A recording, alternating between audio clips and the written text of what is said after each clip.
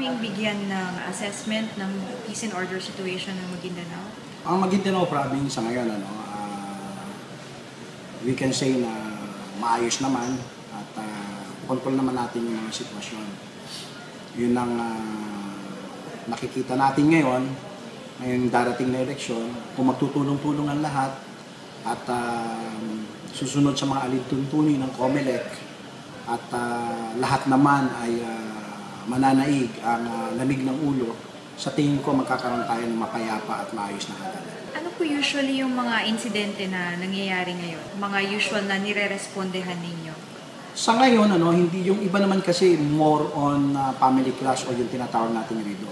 Sa mga partido naman, so sa iba-ibang partido, wala pa tayo nakikita na yung sasabihin natin masyado nang mainit yung kanilang mga akusasyon. Wala tayong nakikita pang ganun. So far naman, nakikita ko matapos tong halalan na to na hindi mananaig yung init ng ulo. So ano po yung mga particular steps na action na ginagawa po ng PNP sa pag-maintain ng peace and order? Yes, ang ginagawa ng PNP at ng AFP kasama namin ng COMELEC, kahapon kagagaling lang namin ng Davao na kung saan napag-usapan namin kung ano yung dapat naming nagkaroon kami ng planning workshop na kung saan kasama namin dito yung mga civil society organization, ang PNP, ang AFP, na plinano namin ang gagawin namin before, during, and after election.